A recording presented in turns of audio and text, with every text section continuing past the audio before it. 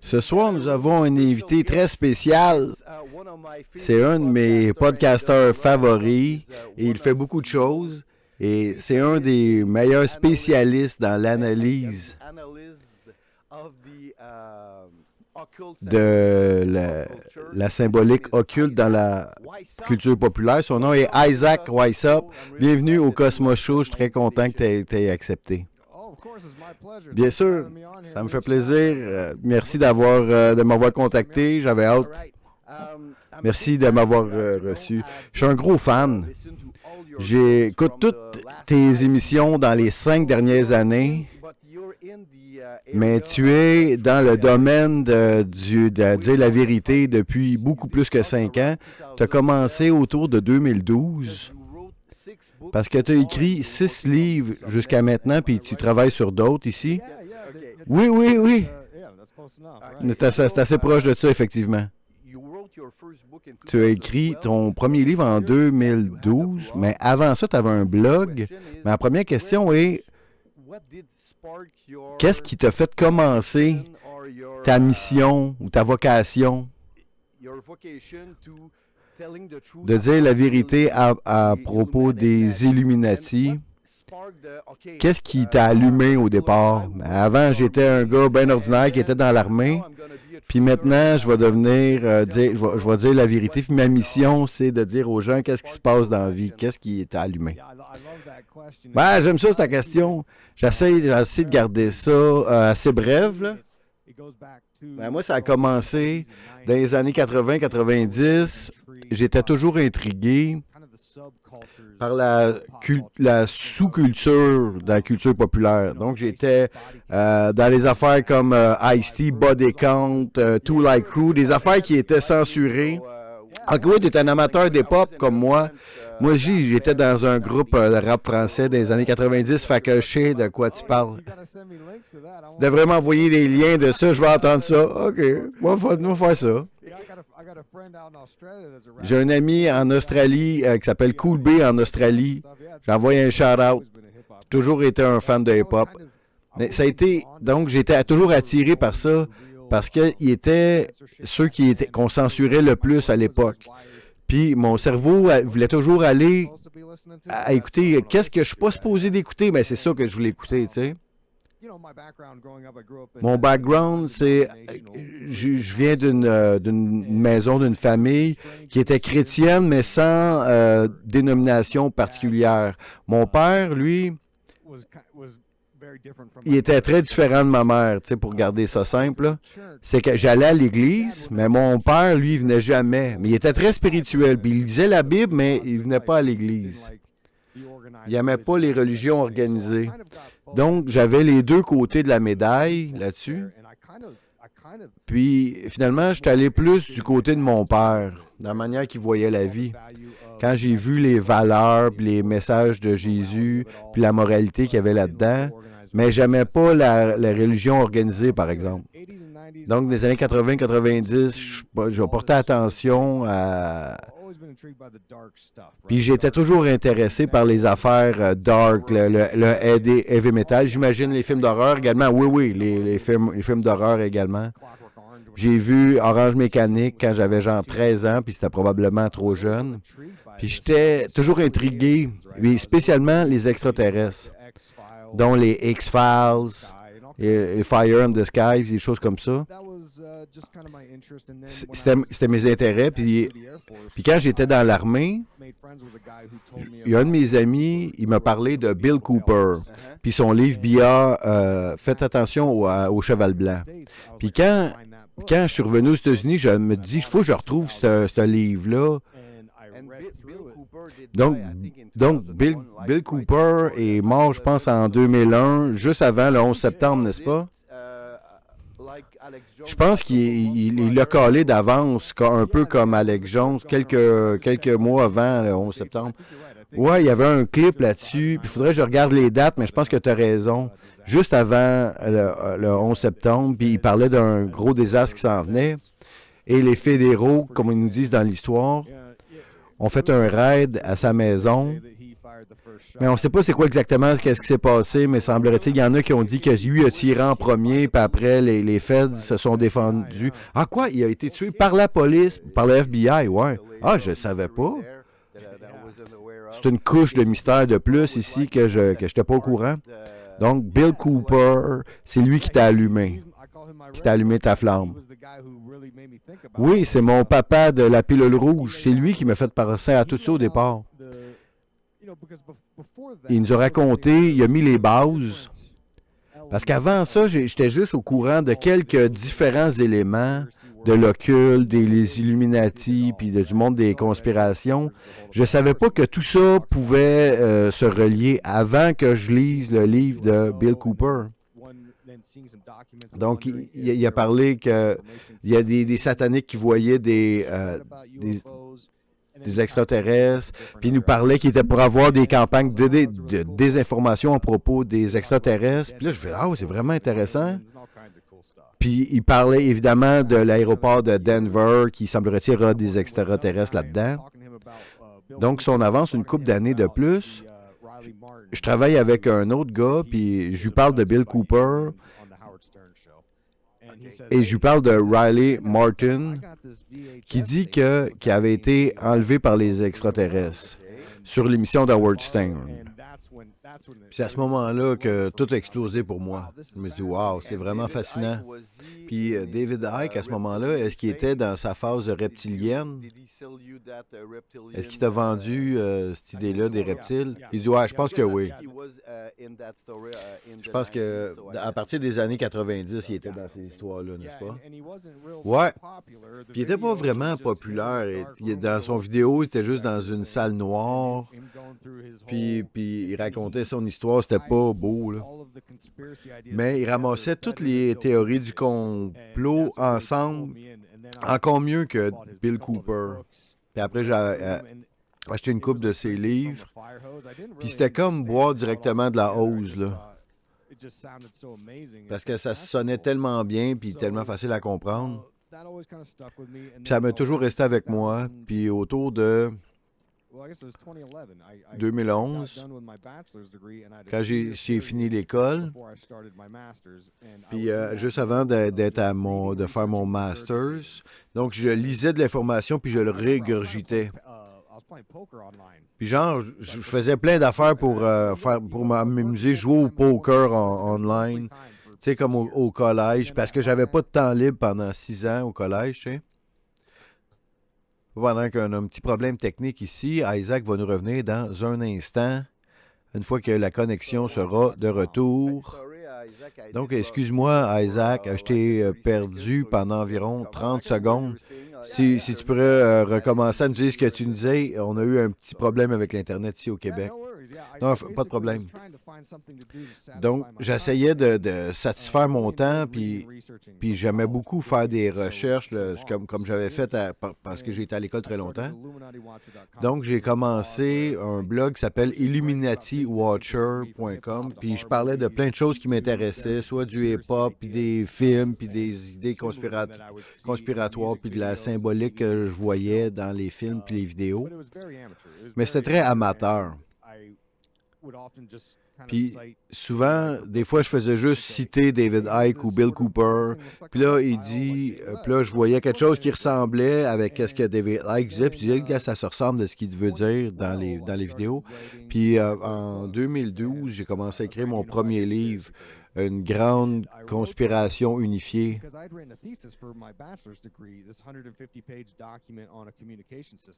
Donc, j'ai écrit à l'université des choses sur les communications. Puis là, je me suis fait, si j'ai été capable d'écrire ça, je suis capable d'écrire un livre. Puis là, c'est sûr que j'ai commencé, c'était très amateur quand je regarde ça avec le retour. Puis ce livre-là est disponible sur ton site Internet si vous voulez le lire, gratuit sur son site Internet, Illuminati Watcher. Oui, parce que j'écoute toutes les affaires, mais j'écoute juste gratuit, je ne suis pas encore abonné. Parce que des fois, quand on écoute, il faut que je vous avertisse. Si vous l'écoutez gratuitement, il va vous traiter de loser qui écoute des affaires gratuites. Fait que soyez avertis, mais il blague. on va vous appeler des free feed losers par Macho Man. Et moi, c'est pas moi qui dis ça, c'est Macho Man qui vous dit ça. Mais à propos des extraterrestres puis des ovnis, j'aimerais que tu dises à notre audience, parce que j'étais un gros fan de l'émission Nos ancêtres les extraterrestres. Pendant environ 10 ans, j'étais fasciné par ce qu'il disait, mais à un certain moment donné, puis je pense que tu m'as aidé à m'ouvrir les yeux par rapport à ça. Et je réalise que les anciens Aliens est produit par History, qui appartient à Disney. Puis qu'est-ce que Disney nous dit, qu'est-ce que Hollywood nous dit, qu'est-ce que tous les films nous disent à propos des extraterrestres, c'est la même chose que Ancien Aliens nous dit. Mais j'ai des doutes avec l'agenda de Disney, puis je leur fais pas confiance. Mais s'ils produisent cet documentaire-là, probablement peut-être qu'ils essayent de nous tromper. Donc, ce que je réalise, c'est que le message, pendant environ 20 ans, c'est que les anciens ont vu des affaires dans le ciel, mais ils pensent que c'est des dieux, ou des démons, ou des anges. Mais ils sont fous parce qu'ils ne savaient pas, parce que c'est des amis qui nous viennent d'une autre planète pour nous aider. Ce sont des extraterrestres. Il n'y a pas de Dieu qui existe.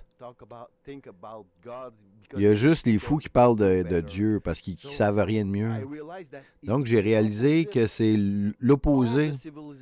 Toute la civilisation, les médias, puis les films, puis Hollywood, nous dit que les extraterrestres vont venir. Ce que vous voyez dans le ciel, c'est des amis qui viennent d'une autre planète, puis ils vont venir nous contacter. Mais notre gouvernement ne veut pas nous le dire. Fait que je vais te dire un petit secret ici.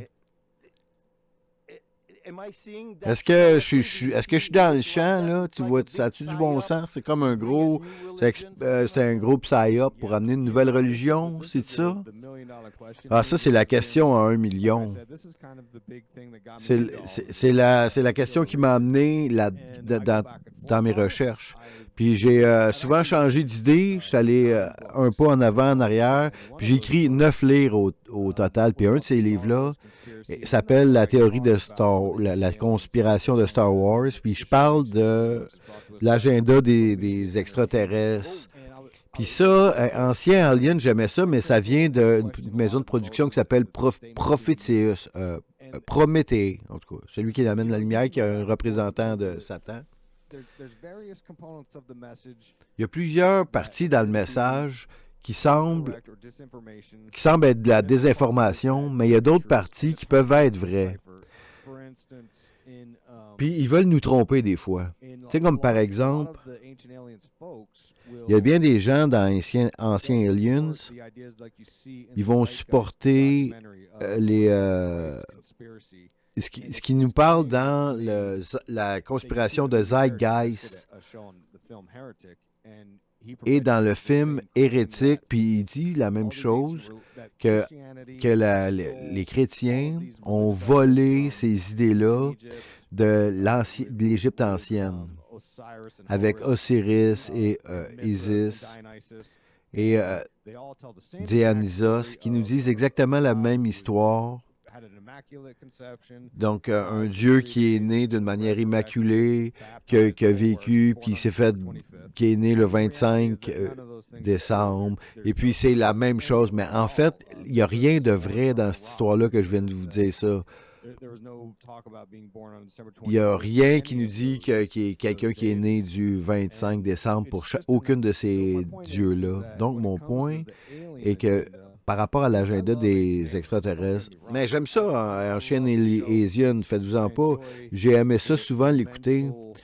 J'aime la stimulation mentale, parce qu'il y a des affaires là-dedans qui sont vraies, puis d'autres qu'il faut que tu creuses un peu plus. Mais j'apprécie la manière qu'ils présentent les choses, puis ils disent les bons mots, puis ils nous disent que, tu sais, ils prétendent pas que c'est 100% vrai. Donc, il y a certaines des choses qu'on retient, d'autres non. Mais des fois, je change d'idée à voir à quel point je suis critique de ces personnages-là dans l'agenda extraterrestre. Il y a plusieurs choses bizarre. Ça dépend le chapeau que je porte. Des fois, dans mon cheminement de vie, en 2003, j'ai été baptisé en orthodoxe grec.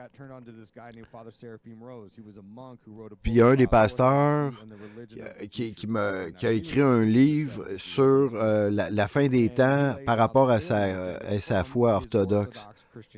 Et puis il nous expliquait qu'il y avait l'agenda des extraterrestres, c'était pour être utilisé. Tout ce qu'on voit sur la vie des autres planètes, c'est une fraude du nouvel âge. C'est luciférien.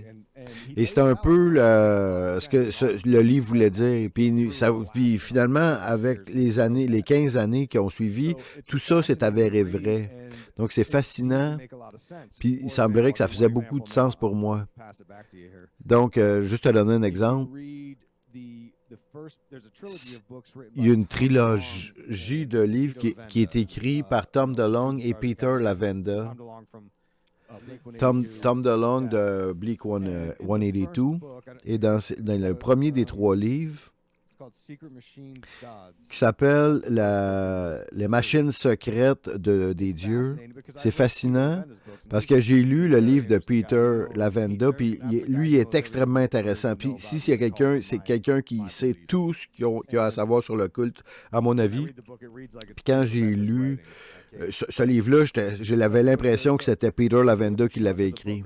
Mais une grosse partie du livre, un quart du livre, il initie les masses à l'idée du gnosticisme, cette idée qu'on est enfermé dans une planète prison. C'est moi qui le cite ici. Et pour moi, donc je retourne au père Séraphine Rose, mon pasteur, puis ça revient exactement à ce qu'il lui disait dans son livre. Donc, au départ, ce qu'ils veulent faire, c'est de diluer l'idée de la chrétienté. Puis là, c'est ce qu'ils font en premier. Donc, je sais que c'est pas tout le monde qui est chrétien. Moi je le suis. Puis Cosmos dit, moi aussi. Puis au Québec, les gens sont catholiques. Puis on est croyants ici dans l'émission. Donc, fait que nous autres, on a raison. Eux autres, ils ont tout tort. Ben, c'est drôle parce que c'est vrai. Et la partie intéressante pour moi est que... Parce que moi, je suis allé à l'école en sciences. Puis beaucoup des occultistes ont pris des cours en ingénierie et en mathématiques également. Parce qu'il y a beaucoup des noms que je lisais en mathématiques. Il y avait Pythagore, celui qui a fait plein de formules importantes. Et eux autres, c'était tous les premiers alchimistes, les premiers occultistes, ces personnes-là.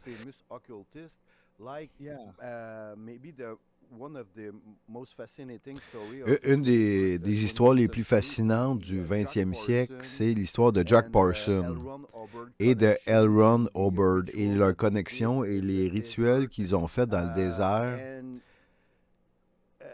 Et ce que je veux dire, c'est que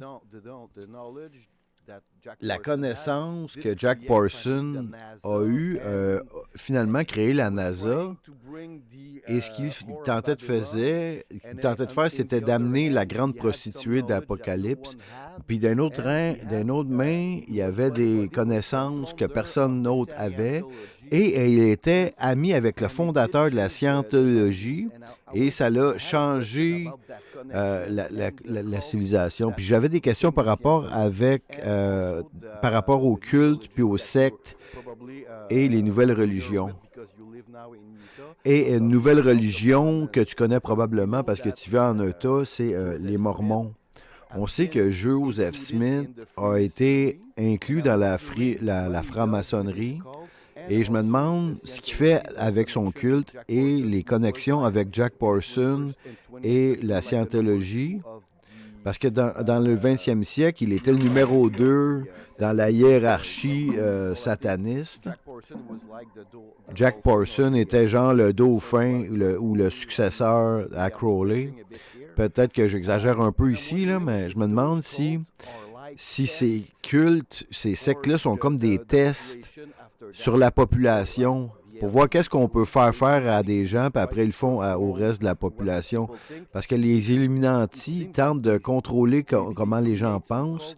Donc peut-être qu'ils tentent de créer des sectes pour faire des tests. Parce que quand je vois la scientologie, la manière que ça marche, c'est un peu comme le nouvel ordre mondial. Il faut que tu dises tous tes secrets, toutes tes pensées, toutes tes peurs à quelqu'un dans le culte. Puis après, eux autres, ils vont pouvoir utiliser cette information-là contre toi. C'est fou de ce que je te dis? Tu vois-tu quelque chose que j'ai du sens là-dedans? Non, tu as raison. Puis les sectes d'extraterrestres comme Raël, puis plusieurs autres Et ça, je vais essayer de tout te connecter ça ensemble. Quand tu tentes de comprendre, tu sais, comme par exemple, j'ai interviewé le docteur Jacques Vallée il y a 2 semaines, puis il m'a confirmé, en fait, que il y a beaucoup d'éléments de l'occulte, comme l'alchimie, les Rose-Croix, la Kabbale. Il y a plusieurs aspects de l'occulte qui, si on les utilise comme des outils, on va comprendre le phénomène mieux. Donc, c'est ce que j'ai compris après une conversation d'1 heure avec lui. Je crois parce que si on regarde l'histoire de l'occulte, ça va dans la Bible, dans l'histoire des Watchers, puis des anges déchus qui vont coucher avec des femmes, qui vont créer une race de demi-dieux, les Néphilim, des géants. Puis là, après, il y a eu le déluge qui est supposé de les avoir tués, mais il y en a qui pensent qu'il en est resté, peu importe. Mais les événements supernaturels des anges déçus qui sont venus sur Terre, c'est ça le début de toute l'histoire. Puis des milliers d'années plus tard, il y a John Dee qui a été capable de comprendre le langage des anges, le langage. Donc les entités, les anges, ils ont dit, donc ils leur ont donné l'alphabet et la manière de contacter les entités. Donc, c'était des symboles, c'était sur des grids, des symboles. Et semblerait-il qu'ils ont eu de grands succès à en parler avec ces entités-là. Puis il y a même un de ces entités-là qui les a convaincus d'échanger de femmes. Les ah ouais, ça, ce bout-là est un peu drôle, savoir que les anges là, ont incité les 2 gars d'échanger de femmes pour pouvoir avoir des... Parce que les autres, ils ont toujours été cochons, les Néphilim puis les démons. Quand ils voulaient coucher avec les femmes humaines, tu sais. Exactement. C'est intéressant. Je sais pas où tu vas mettre ça. Je vais faire attention à ce que je dis. Là, moi, je suis pas monétisé, fait que vas-y, là, dis ce que tu veux. C'est plus que juste le plaisir du sexuel. Ça a plus rapport au concept mystique de la magie sexuelle. Puis je vais rattacher ça avec les sectes. Donc, on a les Watchers, Edward Kelly, John Dee qui ont parlé aux anges, à différentes entités. Puis un peu plus tard, Joseph Smith, le fondateur des Mormons, on nous dit que, probablement, parce que lui, il faisait des choses occultes avant de fonder sa religion. Donc, il a rencontré son ange gardien du Téléma dans le bois. Et puis, il a vu d'autres anges qui ont dit où sont les plaques. Et puis il va pouvoir écrire son livre des Mormons. Puis donc, il devient le leader de cette nouvelle religion. Donc, Joseph Smith a fait ça, qui a supposément eu des vraies expériences. Puis le reste, c'est l'histoire de la religion mormone. Et des années plus tard, mais il y a eu plusieurs femmes. Les Mormons ont introduit le concept de la polygamie ici en Amérique. Donc, un homme avec plusieurs femmes. Donc, à un certain point, c'était devenu illégal de faire ça. Mais il reste quand même des Mormons fondamentalistes qui vivent toujours la polygamie. Exact. Et en Utah, de ce que je comprends, il y a les LDS, les Saints des derniers jours. Ils ont rejeté la polygamie pour pouvoir garder leur statut sans payer de taxes. Il y a quelque chose pour la finance, là. Mais là, ils ont dit, OK, on ne fera plus ça. Mais il restait des fondamentalistes puis qui tiennent toujours à ces idées-là. Puis je les vois, des fois je les vois, ils s'habillent d'une manière particulière. Mais Aleister Crowley a pris le même langage des anges Enochian. Il a fait des choses similaires. Il a fait des rituels, puis pour avoir parlé à des entités. Et Jack Parsons a utilisé le même langage des anges pour le travail de Babylone qu'il a fait avec L. Ron Hubbard, le Babylon Working. Puis c'est intéressant parce que Jack Parsons insistait pour amener l'Apocalypse comme John Dee et Edward Kelly pensaient qu'il était pour faire également. Et Jack Parsons pensait qu'il était l'Antéchrist et il voulait voir la fin des religions. Et encore plus intéressant, c'est qu'il pensait qu'il était pour être le catalyste pour amener la nouvelle ère, l'âge of Aquarius, la nouvelle ère, le nouvel âge. Donc, il y en a qui... On se demande s'il a eu raison, parce que depuis ce temps-là, la religion est sur une pente descendante. Mais la chose importante, c'est que Marjorie Cameron a dit que le symbole pour le nouvel âge, c'était pour être les extraterrestres, les ovnis. Parce qu'eux autres, quand ils ont fait des rituels dans le désert avec ces deux-là, c'était en 45-46, et juste après, il y a eu l'incident de Roswell qui est très connu en 47. Donc, pour eux autres, de la manière qu'ils voyaient ça, c'est OK, ça a marché à cause qu'ils ont eu des extraterrestres. Puis, mais oui, c'est intéressant, mais si on regarde en ligne, ils nous disent que les rituels ont été faits en 46. Mais si on lit le livre de Kenneth Grant, qui est un autre magicien connu et très proche d'Aleister Crowley, lui, à l'extérieur des cercles du temps, a dit qu'il a fait les rituels en 1945, ce qui ça s'alignerait avec les tests nucléaires de Trinité. Parce que le crash d'extraterrestres le plus connu, c'est arrivé en 1947, mais en 1945, quand Jack Parsons faisait ses rituels, Aleister Crowley pensait que Parsons, il était pas à son affaire, puis qu'il ne serait pas capable de correctement refermer les portails qui étaient pour ouvrir. Mais là, il y a bien des gens qui ont vu ça, puis ils ont fait, OK, on a la preuve qu'ils ont ouvert un portail qu'ils n'ont pas été capables de refermer, parce que depuis ce temps-là, il y a plusieurs apparitions d'ovnis constamment. Puis, je ne sais pas si tu as entendu parler du livre, parce qu'en 1945, il y a eu un autre crash super important. 3 jours de différence avec les tests nucléaires. Et il y a des artefacts de ça, puis il y a des témoins, puis c'est une histoire fascinante. Puis on nous dit que la bombe atomique aurait ouvert un veil. Si vous avez vu Twin Peaks, vous allez peut-être comprendre ce qu'il y a dans la série. Puis c'est relaté souvent. Donc, soit la destruction de la matière a ouvert un portail ou un veil, ou Jack Parsons, en utilisant sa magie sexuelle, a également ouvert le veil. Donc, ça nous parle ici de la connexion entre les scientifiques et l'occulte. Et Jack Parsons disait que ça fait partie de la nouvelle ère qu'Aleister Crowley nous parlait.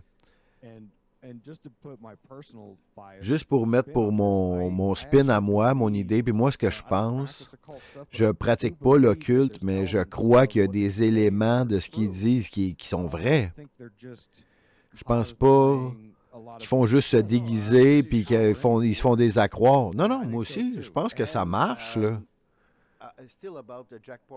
toujours à propos de Jack Parson, à un certain moment, il va trouver la grande prostituée de la Whore of Babylon, qui est Marjorie Cameron, qui à un certain moment donné va tomber enceinte, mais elle va nous dire qu'elle va perdre le bébé à un certain moment donné.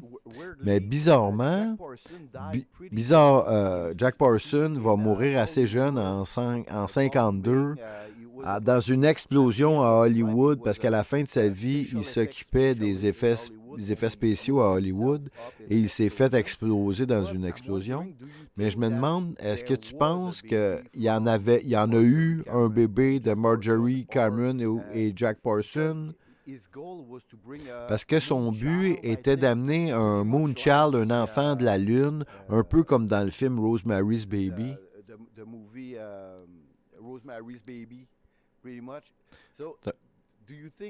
Est-ce que tu penses que ça s'est fini là? Parce que Marjorie Cameron, même après la mort de Jack Parson, a fait des films avec un autre personnage super intéressant qui s'appelle Kenneth Anger, qui a amené beaucoup de satanisme dans ses films.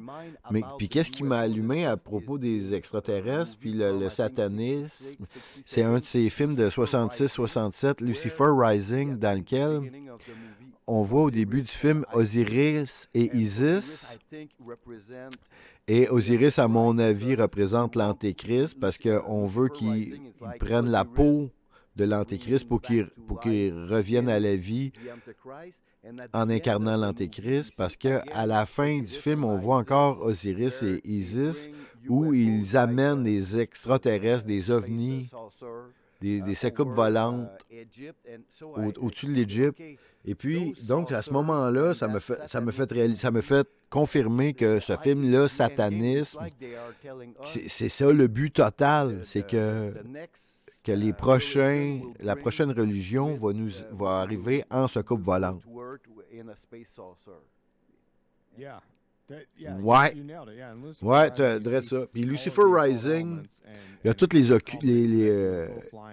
les éléments occultes. Puis effectivement, quand on voit les ovnis qui vont au-dessus de. Puis Kenneth Anger était également puis avec tout le symbolisme des gens qui suivaient Alexa Crowley. Également, il nous disait que Jack Parson avait eu du succès qu'avec son rituel de Babylone et manifesté Marjorie Cameron dans sa vie. Donc, il pensait effectivement que Marjorie Cameron faisait partie de l'effort pour amener la nouvelle ère de Horus. Puis dans son esprit, il s'imaginait donc un combat entre Lucifer et la chrétienté. Il y a beaucoup d'éléments très dark dans ses films, puis on ne rentrera pas en parlant de Bobby Beausoleil, qui était son petit ami, puis là, lui, ça c'est intéressant, puis lui, il va devenir un des tueurs de Sharon Tate, qui, elle, était mariée avec Roman Polanski, qui a fait Rosemary's Baby, et Anton LaVey était là pour le fondateur de l'Église de Satan, qui était là pour s'assurer que les rituels étaient corrects. Puis je pense que Rosemary's Baby, c'est un des films les plus significatifs, parce que si tu analyses ce film-là correctement, tu peux comprendre le plan, puis c'est un peu un genre de remix de ce que Jack Parson et Marjorie Cameron ont tenté de faire. Mais officiellement, Marjorie Cameron puis Jack Parson, ils n'ont pas réussi à faire un bébé. Mais même après la mort de Parson, elle va continuer à faire des rituels. Je ne sais pas exactement comment ça marche, là, mais elle essayait d'avoir du sexe dans le supernaturel, ou je ne sais pas comment ça marchait, mais peut-être comme Isis, avec un phallus artificiel. Tu sais, oui, ben peut-être comme l'histoire d'Osiris. Parce que ces gens-là, ils voient la vie d'une manière différente que nous autres. Puis après la mort de Parsons, elle va continuer d'être d'être impliqué dans tout ce qui était des gens qui ont rapport avec les UFO. Je pense elle a sorti avec des ufologues connus. Puis j'ai fait une série à propos de elle, 3 épisodes. Et une des personnes les plus intéressantes que les gens n'ont pas entendu parler, elle a vécu une vie fascinante. Mais là, mon point, c'est que beaucoup de ces gens-là, ils s'inscrivent dans la... Tu sais, Crowley, il pensait que la chrétienté était une plague pour l'humanité, ou que c'était très hypocrite, ou que l'oppression du libre arbitre était une oppression de l'Église, nous empêchait d'évoluer. Pour évoluer vers quoi exactement? Quand on fouille dans l'occulte, c'est toujours par rapport à évoluer à la prochaine manière de vivre, la prochaine forme, puis ça va être l'intelligence artificielle. Puis c'est ce que je me suis rendu compte depuis mon premier livre en 2012, c'est la matrice digitale. Ils veulent nous enfermer. C'est un mix de science et d'occulte. Un peu comme dans la science-fiction dans le passé et un peu comme dans le style cyberpunk qui vont amener la transition, qui vont essayer de se retirer de la planète prison et entrer dans la matrice digitale qui va être gérée par le Big Tech, puis je pense pas que ça soit une place meilleure. Puis lorsqu'on va voir l'intelligence artificielle s'impliquer, s'imbriquer un peu partout, puis on voit que ça va aller encore plus vite qu'on pense.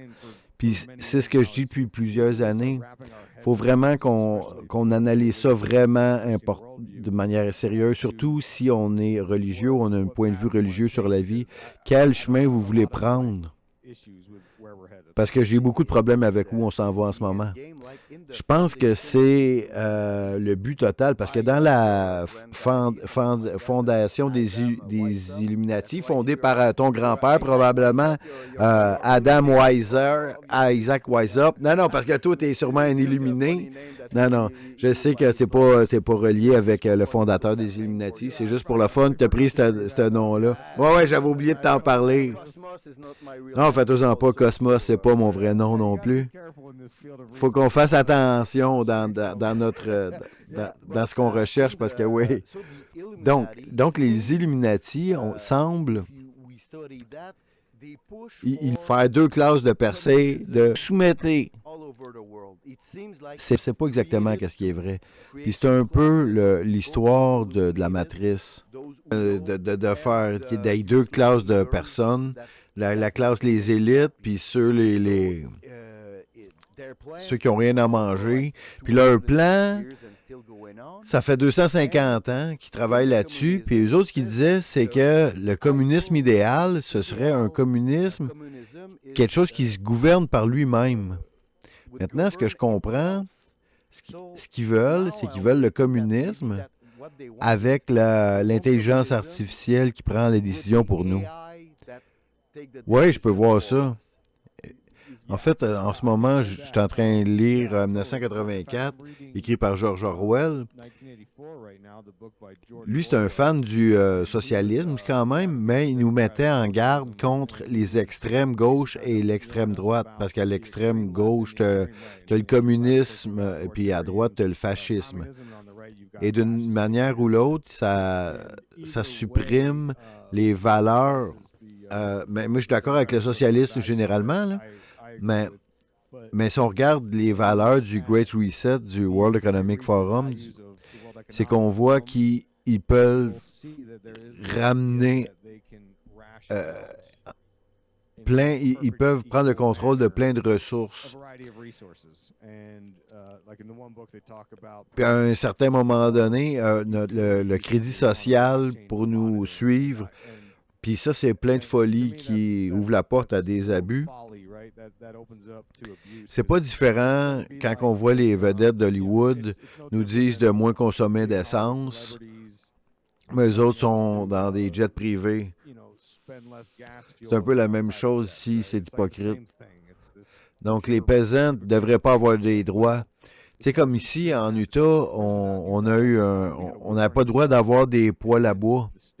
Parce qu'ils disent que l'air est pas bonne, parce que, puis l'hiver. Puis là, je me dis, ah, je suis peut-être d'accord. Parce que, tu sais, l'air était sale. Puis on fait grande étude, puis on s'est rendu compte que la moitié de la pollution, c'était des raffineries et des corporations. Donc, on a des raffineries de pétrole ici. Puis, ils ne voulaient pas mettre aucune limitation pour eux autres. Pas dire de réduire quand l'air n'est pas bonne. Mais moi, avec mon poêle à bois, toi, tu n'as pas le droit. Parce que si je me dis, OK, je veux être un joueur d'équipe, mais on devrait tous jouer en équipe. Ben, au Québec, on a vu plein de choses comme ça également. Ils ont banni nos poêles à bois également pour d'autres raisons aussi. Parce que les gens dans le dôme ici sont tellement faciles à manipuler, c'est tellement incroyable. Tu aurais dû voir ce qui s'est passé ici pendant l'ère de la COVID. Deux fois, on avait des couvre-feux. On ne pouvait pas sortir de la maison à partir de 8 heures le soir pendant 6 mois. Puis l'année d'après, même affaire pendant plusieurs mois. Puis il y avait des gens à la TV. Puis ils amenaient des enfants. Puis ils leur demandaient qu'est-ce qu'on devrait faire si vous voyez quelqu'un qui n'est pas vacciné. Ben, on devrait appeler la police. Ah, bonne affaire. Ben oui, ben oui. Puis l'autre petite fille, ben, on devrait leur enlever tous leurs droits, un par un, jusqu'à temps qu'ils se soumettent puis qu'ils aillent se faire se vacciner. C'était incroyable. Il y avait un commentateur ici, puis il disait qu'il devrait les amener au pôle Nord, dans une prison, tous les non-vaccinés, puis il disait ça à TV. Donc, il y a eu une trop grande réaction, ça c'est clair. Mais moi, où je suis en État, c'est un État assez de droite. Moi, je suis assez modéré, mais je vais leur donner ça. Eux autres, pendant la COVID, ils étaient très raisonnables ils laissaient les gens faire leurs propres décisions. Puis moi, je respectais ça. Je trouvais que c'est une bonne affaire. C'est un genre de test, on dirait, qui regardait à quel point les gens pouvaient aller. Moi, j'avais l'impression que le Canada français, on est un genre de test. On est là juste pour créer des conflits avec le reste du Canada et également voir à quel point on peut devenir épais, puis à quel point on peut les pousser à faire des choses stupides. Ça fait partie de ma mission d'essayer de briser cette matrice-là, mais ça va m'amener à ma prochaine question parce que avant, dans l'émission, on a quelqu'un qui fait une conférence sur le film La Matrice et comment ça s'applique à nos vies. Puis je voudrais savoir, parce que La Matrice est très populaire chez les gens réveillés, ou les gens rebelles, ou les gens de droite, ou les gens qui ont pris la pilule rouge. En français, on appelle ça la résistance. Donc, la Matrice est très populaire.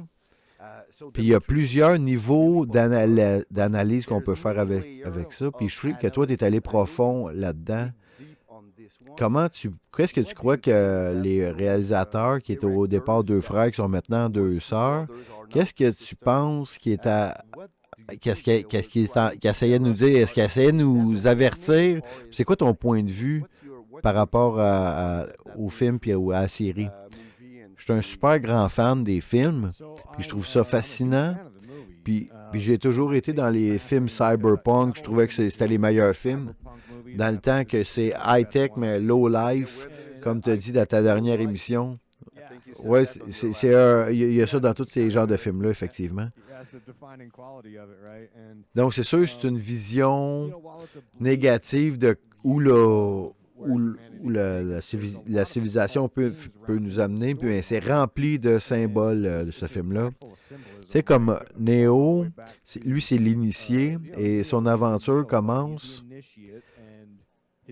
Donc, au moment qu'il va voir cette jeune femme avec son tatou du Lapin blanc de Alice au Pays des Merveilles, qui est un film initiatique, suivre le lapin blanc pour aller sous terre, où on approche de l'ombre et on s'approche du veil, et on fait face à ça et on revient ressuscité. C'est un peu comme l'histoire de Neo. Quand il commence son aventure, quand il est avec Morpheus, et ils mettent une plug dans l'arrière de la tête, il touche ce miroir-là, puis le miroir, il y a comme un aspect liquide. Puis ça, c'est un attribut qu'on trouve avec les portails. Puis je fais un gros show sur les portails, justement, et l'eau, et les miroirs, l'eau, puis ça représente des chemins, des portails pour avoir accès à l'inconscient ou à l'inconscient collectif. Il y a beaucoup de philosophie dans ces films-là, c'est pour ça que j'aime ça, parce que ça te fait réfléchir. Puis ça revient à Platon, l'allégorie de la caverne de Platon. Donc, on se demandait qu'est-ce qui est vrai, qu'est-ce qu'on peut être sûr qu'il est vrai. Puis c'est un peu toute l'histoire de la matrice dans ce sens-là. Donc, il y a quelqu'un qui fait des clés, puis dans la doctrine occulte, on peut débarrer la vérité avec la bonne clé ou le bon mot, le bon code. Je ne veux pas trop en dire, mais ça fait également comme chez les Mormons, dans leur cérémonie. Ils leur donnent des noms secrets, puis il faut que tu dises le nom secret, puis ils font une genre de poignée de main franc-maçonnique, puis là, ils doivent passer à travers un portail. Donc, je vais faire une émission là-dessus que je vais sortir bientôt. Et avec un gars qui nous explique exactement c'est quoi ce processus-là avec chez les Mormons. C'est fascinant. Donc, comme avec les sous-vêtements magiques avec les symboles francs-maçonniques dessus. Donc, c'est une expérience le fun, regardez ça. Tantôt, tu as parlé du gnostisme, il y a une grosse part qui est gnostique là-dedans. Donc, parce que dans la matrice, on incarne le caractère Néo. Puis lui, ce qu'il fait, il a la connaissance, il est illuminé, puis il va tenter de battre la matrice qui représente le monde qui est oppressant. On joue le rôle de Lucifer, l'adversaire, au créateur de la Matrix. C'est un peu la même chose dans le film Lego. On a le petit personnage qui vit dans un monde oppressant, puis il doit combattre le créateur.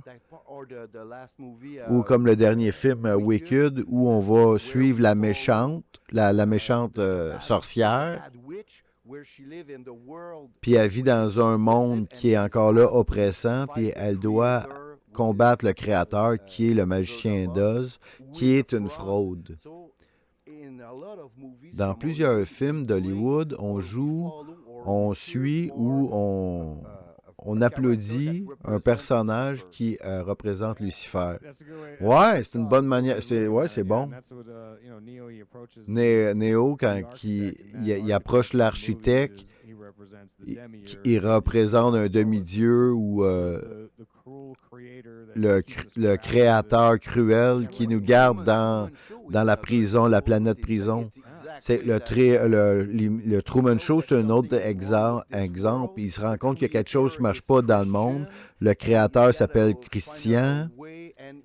Ils doivent trouver une manière de briser la matrice. Puis il y a toujours un personnage féminin qui l'aide, qui représente Sophia dans la philosophie agnostique. Effectivement, dans Truman Show, je ne me rappelle plus du nom de la fille, mais c'est celle qui la voit tout le temps. Il la connaît pas, mais il sent sa présence. C'est la Sophie du gnosticisme. Et là, pour aider l'humanité, pour trouver leur bon chemin. pour se sortir de la prison matérielle qu'on est pris dedans. Puis on doit se réincarner et continuer de souffrir. Puis c'est de cette manière-là qu'ils voient le monde. Et dans l'industrie de la musique, tous les chanteurs, depuis les années 50, peut-être même avant, ont tout un rôle à jouer dans la grande pièce de théâtre. Et c'est impossible pour eux autres de devenir libres et de sortir de cette industrie, de l'industrie. Et si tu tentes de le faire, c'est semblerait-il, l'affaire la plus dangereuse. Tu sais, si on pense à Sam Cooke, parce qu'il tentait d'être indépendant, puis il s'est fait tuer mystérieusement. On a Otis Redding, même chose, il tentait de devenir indépendant avec James Brown, puis il est mort dans un accident d'avion.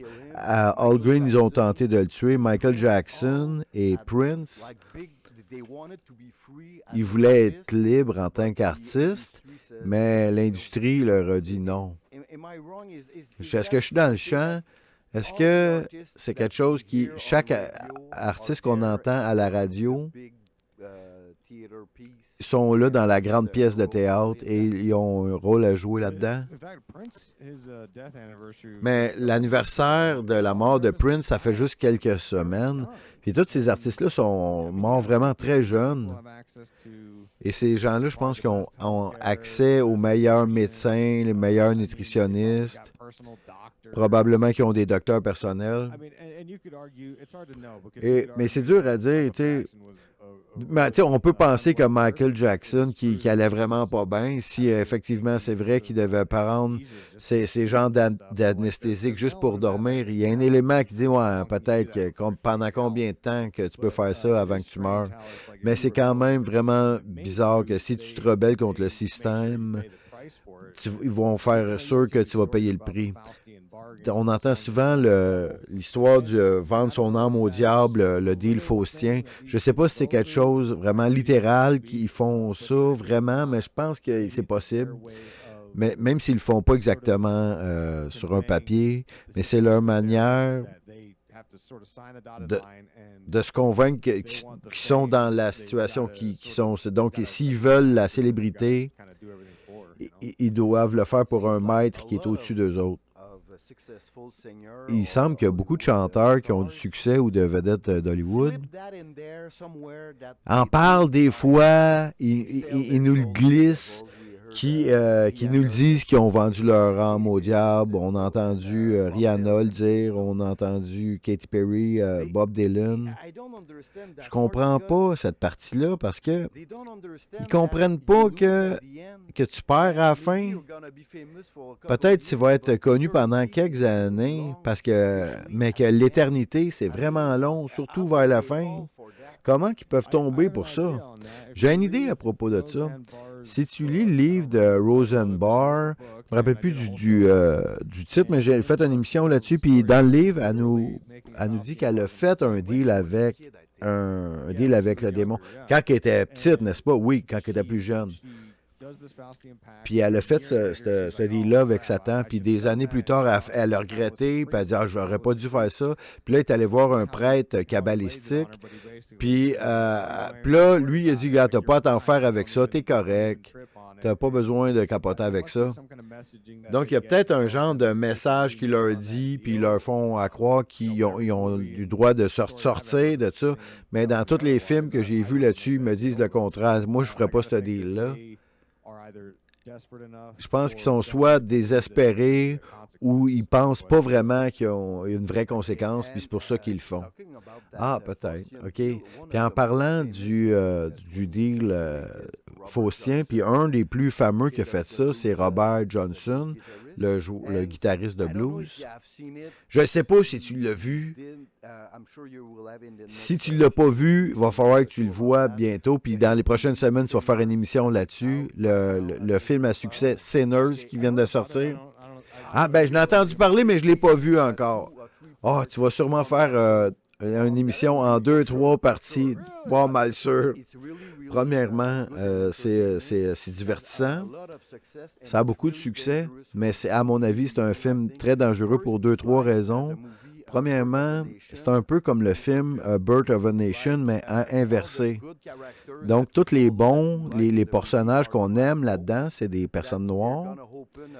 Puis ils vont ouvrir un bar de blues dans le sud des États-Unis. Puis tous les personnages blancs, il y en a deux. Il y a des membres du KKK qui vont tuer ou des vampires. Donc, la moitié du film, c'est comme un film historique qui nous explique comment être noir dans le sud des États-Unis puis faire face au racisme. Puis l'autre partie du film, c'est que c'est les Blancs qui vont rentrer dans le party puis qui vont devenir qui sont des vampires qui vont venir tuer tout le monde. Puis dans le film, il y a beaucoup de promotion de la sorcellerie. Parce que généralement, quand il y a des films de vampires, c'est Jésus ou l'imagerie chrétienne qui nous permettent de se battre. Mais dans ce film-là, ça ne marche pas du tout. La seule chose qui peut les sauver, c'est la sorcellerie. Et le personnage principal du film, c'est Robert Johnson.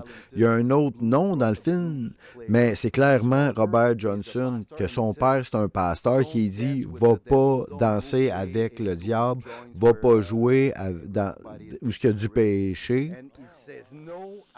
Non, je veux jouer du blues. » Puis il joue le blues, puis il va affronter les vampires. Puis quand tu vas voir ça, puis sois sûr d'écouter le générique, parce qu'il y a une scène post après le générique, puis c'est là qu'on comprend tout ce qui arrive avec le deal avec le diable. Il dit, c'est sûr que je vais l'écouter, tu me le vends. Parce que ça pousse le racisme, parce que ça, c'est pas une bonne affaire dans toutes les directions. Et ça nous dit ici que Jésus, ça marche pas. Puis tu dois utiliser la sorcellerie. Puis tout le monde est méchant dans ce film-là. Même les personnages principaux sont tous... Il y a comme des méchants puis des personnes démoniaques dans ce film-là. Récemment, moi, personnellement, je suis assez pro-Trump, là, je dois avouer.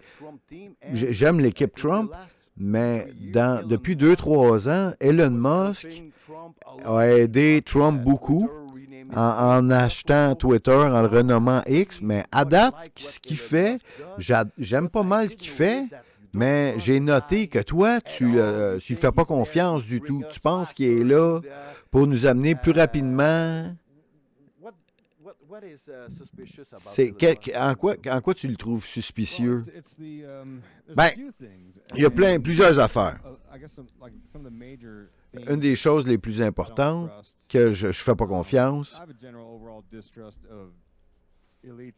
Donc, je ne fais pas vraiment confiance aux élites qui ont ce niveau-là d'argent. Mais pendant plusieurs années, ils nous mettaient en garde contre l'intelligence artificielle. Puis là, maintenant, il veut l'accélérer. Et la symbolisme qu'il utilise, ça m'alarme. Donc, tu sais, son intelligence artificielle qui s'appelle Grok, avant, le symbole, c'était un X puis 1 qui fait comme 11, le nombre de la magie selon Alexa Crowley. Puis après, il l'a changé pour le symbole de Saturne. Puis ça, c'est pas mal occulte parce que ça représente le premier stage de l'alchimie. Donc, l'initiation, l'initié qui va passer à travers la première étape, donc la noirceur ou le négredo.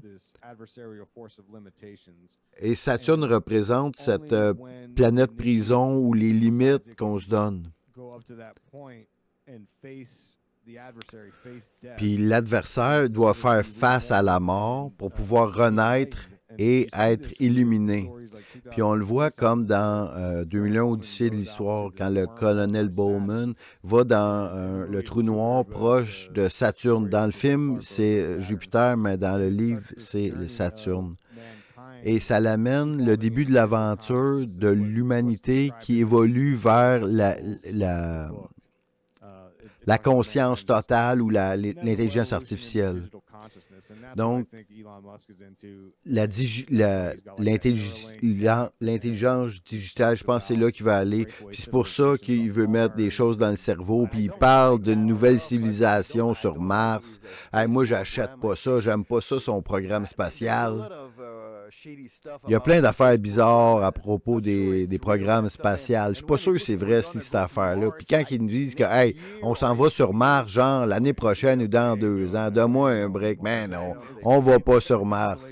Le prix de consolation, ça va être, hey, une matrice digitale, qu'est-ce que tu penses à la place? C'est là qu'ils vont nous amener. Une petite dernière à propos de Kubrick. On dirait que Kubrick est possiblement le seul réalisateur qui a vraiment tenté de nous mettre en garde sur des choses puis nous dire plus que ce qu'il aurait dû dire. Puis dans Eyes Wide Shut, ça semble clair, mais je le vois clair maintenant. C'est peut-être pas si clair à l'époque. Il y a plusieurs théories à savoir qu'est-ce qui a été coupé dans le film. Parce qu'on sait que Stanley Kubrick est mort quelques semaines avant la sortie du film. Il y en a qui disent que il y a des producteurs qui ont vu le film, puis il y a eu une grosse chicane entre les producteurs et Kubrick. Kubrick est mort. Et dans cette histoire-là, il y a comme 20-25 minutes du film qui a été coupé. Qu'est-ce que tu penses qui est arrivé dans cette histoire-là de Eyes Wide Shut? Qu'est-ce que tu penses qui a été coupé? Oh, ça en était une super bonne. J'ai fait une conférence là-dessus à Las Vegas, puis je vais en refaire un autre à Salt Lake City, je ne sais pas exactement cet été, j'espère bientôt. Là. Le film Eyes Wide Shut, il est extrêmement important avec plein de bonnes idées, puis il était tellement en avance sur son temps, on peut voir plusieurs éléments. Style Epstein, avec les mannequins, et les parties sataniques, le MK Ultra, oui, tout à fait. Tout est là-dedans. Alice est là au Pays des Merveilles. Il y a tellement il y a les Skulls and Bones à un certain moment donné. Puis ça nous parle des sociétés secrètes. Mais toutes les idées qui tentaient de nous amener, c'était qu'il y a 2 versions de la réalité. 2 classes en Amérique.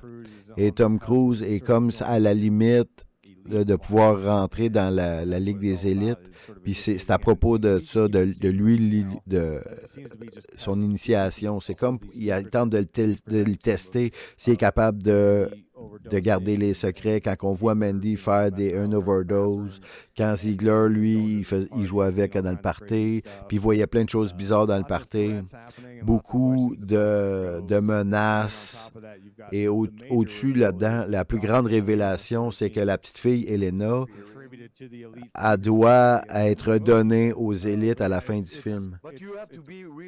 Mais il faut vraiment que tu sois attentif puis tu saches où regarder pour voir ça, parce que tu peux très facilement le manquer. Tu peux voir le film puis tu peux penser juste que c'est une histoire d'amour, tu sais. Ouais. Il y a tellement de choses à déballer là-dedans. J'ai écrit un livre sur Kubrick en 2014. Puis quand je regarde ça, je me dis, il y a encore tellement de plus que j'aurais pu en dire. J'ai fait 6 épisodes de plus sur Kubrick, les livres à propos du film, la nouvelle originale sur laquelle c'est basé, c'est un trou de lapin immense. Puis il y a une autre version d'Eyes Wide Shut des années 60 que j'ai vue, puis en le regardant, on peut comprendre certains éléments de l'histoire. Puis il y a une théorie que ça serait peut-être la plus facile, c'est que quand Tom Cruise va à la porte d'entrée du chef du groupe Illuminati, quelqu'un lui donne une enveloppe. Sur cette enveloppe, on voit, c'est ton 2e avertissement, arrête. Puis après ça, on le voit retourner voir Nicole Kidman.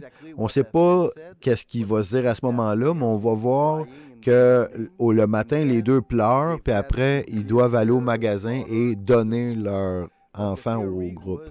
Mais la théorie c'est que sur le papier, c'était écrit « Tu dois nous donner ta fille ». Donc, le seul changement, c'est qu'est-ce qui serait écrit sur le papier. Donc, on aurait compris là, à ce moment-là, qu'il est allé trop loin et que le prix, c'était de donner sa fille. Ouais, c'est une des théories que j'ai vues également. Puis parce que quand tu regardes le film, au moment, on voit que la caméra coupe et puis qu'on voit le papier, puis on ne peut pas vraiment savoir si c'est Tom Cruise qui tient le papier, donc ça pourrait être n'importe qui. Donc, ce serait très possible qu'à Warner Brother, il ait mis ça pour changer ça. Ça serait facile à faire. Parce que je pense qu'il est mort en mars, puis le film, il va sortir après ça, je pense, le 16 juillet, une date très importante pour les Illuminati. Je t'ai entendu parler de cette date-là importante avec Donut, oui. Donc, le film devait sortir cette date-là, c'était ça le contrat. Puis c'est 30 ans après Apollo, quand il est allé dans l'espace, c'était cette même date-là. Puis dans Shining, il nous parle que c'est possiblement que c'est lui qui a filmé ça, Apollo 11. Puis le 16 juillet 45, on a le test Trinité nucléaire. Donc, ça a été fascinant. Je voudrais que tu nous dises où on peut trouver tes choses. Parce que tu as plusieurs noms. Puis à un certain moment donné, tu as eu des problèmes avec les noms. Donc, ton nom, c'est Isaac Weishaupt. Ton site web, c'est Illuminati Watcher. Ton podcast avant s'appelait Conspiracy Theory and Unpopular Culture. Et à un certain moment donné, tu étais fâché après les théoriciens du complot. Donc, après, tu as changé ton nom. Donc, c'est comment ça, tu as changé le nom? Tu n'aimes plus ça, les théoriciens du complot? Mais, pour ça, les gens, il faut qu'ils m'écoutent. C'est que moi, je suis tellement conspirationnel. J'ai tellement peur. Je me méfie de tout le monde. Donc, de 2014 à 2021, j'ai appelé ça Conspiracy Theory and Puis là, dans le mouvement des conspirationnistes, il y a eu beaucoup d'infiltrés, plein de désinformation. Ça avait comme plus de bon sens. Puis là, plein de gens se faisaient censurer. Donc, j'ai changé pour Occult Symbolism and Pop Culture parce que ça s'aligne plus avec mon angle. Parce que je parle de théorie du complot, mais c'est juste une fraction du show. Des fois, ça dépend. Des fois, j'y vois un peu plus fort, là. Mais généralement, c'est plus sur le côté de l'occulte. Donc, c'était plus ma ligne d'expertise. Parce que les théoriciens du complot n'étaient pas contents que je parlais pas de ça, puis ça. Puis je suis devenu paranoïaque parce qu'en 2021, 2022, tu te rappelles, il y a eu beaucoup de censure. Il y a beaucoup de choses qui se passaient, des menaces. Donc, je me disais, non, je veux pas tout perdre. Fait que j'ai changé pour m'éloigner des théories du complot. Parce que j'ai été banni de plein de places dans le passé. Oui, mais je pense que l'équipe de Taylor Swift a détruit ta chaîne, n'est-ce pas? Parce qu'une fois, tu as fait une analyse d'un vidéoclip de Look What You Make Me Do, un des plus occultes. Puis là, l'équipe de Taylor Swift, ils ont dit non, tu vas pas parler de notre vedette comme ça, il va falloir que tu disparaisses. Oui, tout à fait. J'ai les screenshots pour le prouver qui ont détruit ma page YouTube à ce moment-là. Mais après, j'ai eu une deuxième chaîne qui s'est faite détruire là une couple de mois.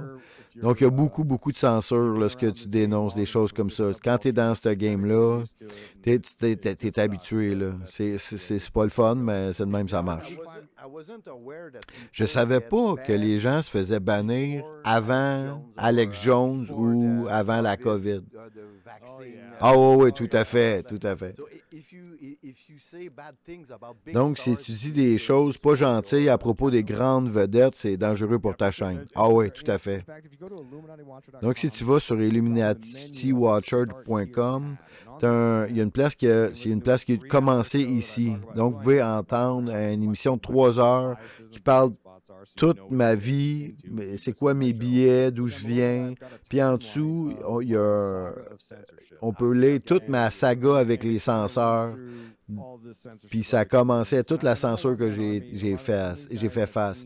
Puis mais moi, je fais tout seul. C'est pour ça, vraiment tout. Je suis une armée d'un homme.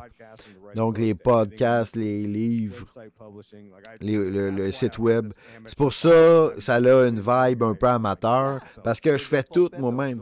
Ouais, mais comme ça, tu es la marionnette de personne. Exactement. Tu es ton propre patron. Un peu comme moi, je fais ça aussi. Donc, je choisis chaque sujet moi-même. Des fois, je fais des coups de circuit. Des fois, je swing dans le bar. Des fois, tout le monde s'en fout. Puis là, tu dis, comment ça j'ai fait ça? Puis une petite dernière. Tu as passé genre 50 émissions à propos de Twin Peaks, la série télé. C'est quoi? Donc, tu me l'as vendu, tu sais, puis j'ai essayé de l'écouter, mais je trouvais ça trop plate pour continuer. J'imagine que ça va devenir bon en saison 2 ou 3, je sais pas quoi. J'ai écouté les 2-3 premiers épisodes. Puis là, j'avais trop de choses à faire. Qu'est-ce qui est si incroyable là-dedans que tu as eu à passer des centaines d'heures et 50 émissions à propos d'une émission télé des années 90? Ouais, il y a plein de monde qui se demande ça également. Puis il y a du monde qui chiale. Mais je suis d'accord avec toi, parce qu'au début, j'essayais de l'écouter dans le temps, puis à chaque fois, puis c'était l'ambiance, puis là, je m'endormais. Je comprenais pas pourquoi les gens aimaient cette émission-là. Puis une fois, j'étais bien malade une année. Puis là, je dis, laisse-moi donc, je vais le réessayer une dernière fois. Puis là, au début, je souffrais un peu. Il y a des épisodes intéressants, d'autres vraiment plates. Puis il y en a qui étaient stupides. Puis il y a 2 gars en Utah qui tripaient sur Twin Peaks puis qui me disaient tu devrais l'écouter. Puis là, moi, de un moment donné, je les ai appelés puis là, je leur disais êtes-vous sûr qu'à un moment donné, ça va devenir bon? Parce que là, je déteste vraiment ça. Puis là, oui, il faut que tu continues. Puis là, j'ai continué. Puis là, j'ai passé à travers et tout écouté. Toutes les 2 saisons, les films. Puis là, dans saison 3... Ouais, j'étais correct, j'imagine. Puis là, j'étais content d'avoir fini. Puis là, je vais écouter d'autres choses. Mais mon cerveau n'arrêtait pas de penser à ce qui se passait là-dedans. J'arrêtais pas et j'étais obsédé. Puis là, je lâchais pas de penser à ce qui se passait dans Twin Peaks. Puis après, je l'ai réécouté. Puis après, toutes les idées d'occulte sont tombées en place. Puis là, je l'ai réécouté. Puis là, maintenant, je l'ai écouté plusieurs fois. Et j'ai fait plus de 50 heures de contenu. Et c'est la chose la plus inspirante et intéressante d'un côté d'un monde de rêve. Je ne sais pas exactement comment l'expliquer, mais ceux qui ont tombé, qui ont aimé Twin Peaks, ils comprennent. Il y a bien des gens qui n'ont pas aimé ça. C'est de David Lynch. Hein? Penses-tu qu'il pensait faire du bien avec ça ou tentait de nous tromper? Est-ce que c'est gens comme Kubrick pour nous mettre en garde de quelque chose ou tentait de nous enterrer plus profond dans le trou du lapin? J'ai un sweet spot pour David Lynch, DiCaprio puis Kubrick. Fait que je peux pas en parler en mal. Mais lui, ce qu'il faisait, il faisait de la méditation transcendantale. Puis il tentait de toucher le champ à travers ses méditations. Il va ressortir des idées, des archétypes. Il va nous les présenter dans Twin Peaks. C'est un peu aller dans un monde de rêve. Donc, tu prends des choses là-dessus, puis tu t'enlignes sur ce rêve-là. Comme je l'ai dit souvent dans l'émission, il me dit souvent, est-ce que c'est trop rêveur? Parce que c'est comme une représentation de l'inconscient collectif.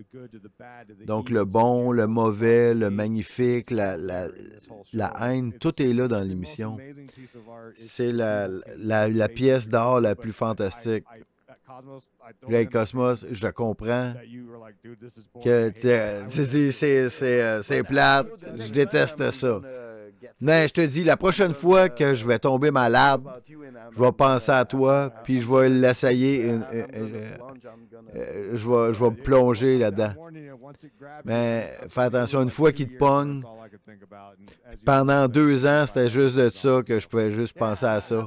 Fait que j'ai fait 55 émissions là-dessus. J'en ai une coupe là-dessus, mais comme je suis un free feed loser, je ne les ai pas tout entendus. Même si j'ai pas écouté Twin Peaks, j'ai quand même apprécié le podcast à propos de ça, parce en partant de ce qui se passe dans l'émission, de l'émission, tu parles de plein de concepts qu'on peut se connecter dessus. C'était extrêmement intéressant. C'était plus long que je pensais. Maintenant, je devais le traduire en français. Donc, cette entrevue-là va être disponible dans les deux langues. Si tu voulais l'écouter en anglais, regarde sur ma page YouTube ou Rumble. Ça a été un plaisir, un honneur. J'aurais pu continuer longtemps parce que tous les sujets que tu parles dans tes émissions, ça me passionne. J'ai hâte à écouter ta prochaine émission. Je t'écoute dans l'auto. Ah, merci d'être à l'écoute. Donc, pour te rejoindre, ton site Illuminati Watcher est de là. On peut écouter ton podcast sur toutes les plateformes de podcast et également une page Rumble et YouTube. Mais avec YouTube, tu as une relation d'amour et oui, exactement. Mais aussi, je vais avoir des vidéos sur mon Spotify également. Donc, si vous regardez Occult Symbolism and Pop Culture sur Spotify, il va y avoir des versions vidéo. Je n'ai pas encore tous les détails comment ça va se faire, là, mais il va y avoir ça. C'est dur pour tout le monde. Ça a été un plaisir, c'était super. On se reparle bientôt. Bye bye.